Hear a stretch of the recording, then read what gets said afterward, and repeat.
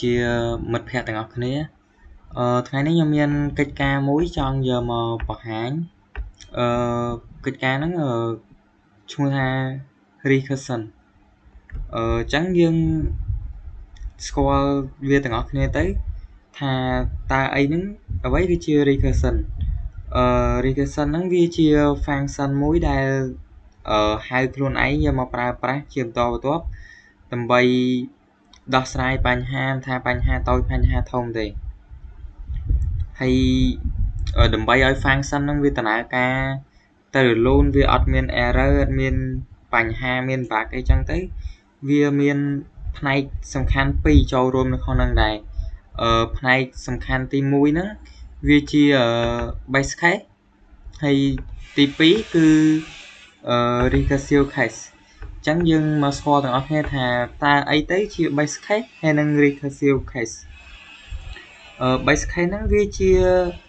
លក្ខខណ្ឌមួយសម្រាប់បញ្ចប់ការហៅរបស់ខ្លួនឯងបើសិនជាអត់មានលក្ខខណ្ឌទេអញ្ចឹងវាហៅខ្លួនឯងរហូតអញ្ចឹងវាដំណើរការអត់ចេះចប់វាដំណើរការរហូតអញ្ចឹងធ្វើឲ្យកូដរបស់យើងហ្នឹងវា error វាអីចឹងទៅ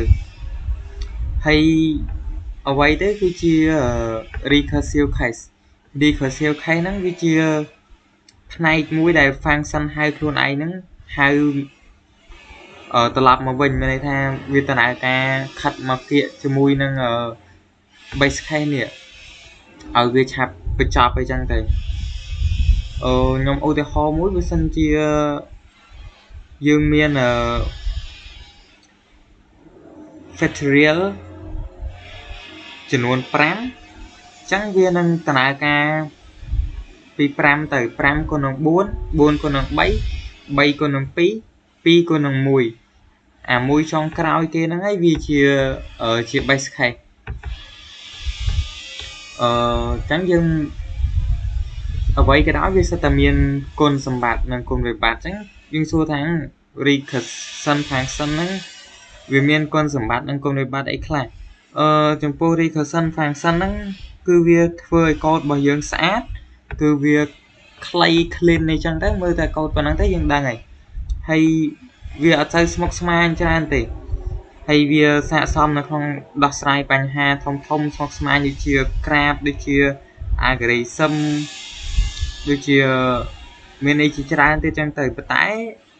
វាក៏មានគុណវិបត្តិរបស់វាដែរចំពោះគុណវិបត្តិវាផងដែរវា C memory ច្រើនព្រោះនៅពេលដែលយើង call function វាមកប្រើវារក្សាទុកទិន្នន័យហ្នឹងនៅក្នុង state ហើយគុណវិបត្តិរបស់វាមួយទៀតគឺវាដើរយឺតវាអត់លឿនដូចលុបធម្មតាទេអញ្ចឹងយើងមកមើលកូដរបស់យើងមួយទៅនេះគឺខ្ញុំសរសេរ binary search ដែល binary search ហ្នឹងគឺខ្ញុំប្រើ recursion ហើយនេះជា base case ទី1ហើយនេះគឺជា base case ទី2 base case ហ្នឹងដើម្បីកុំឲ្យយើងវាហៅ function ច្រើនពេកអត់ចេះចប់អញ្ចឹងណាហើយនេះជា recursive case ទី1និង recursive case ទី2ហើយ array របស់យើងគឺយើងមាន array ចំនួន10នេះ2 5 8 12អញ្ចឹងទៅអញ្ចឹងខ្ញុំសូមធ្វើការ run code របស់ខ្ញុំតែម្ដង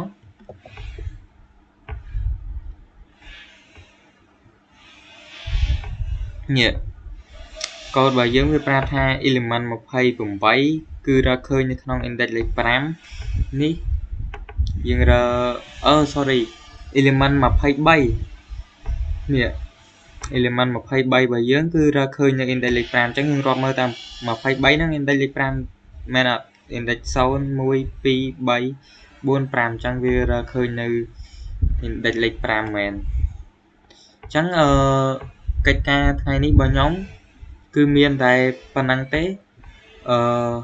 សូមជម្រាបលាលោកគ្រូក៏ដូចជាមិត្តភក្តិទាំងអស់គ្នា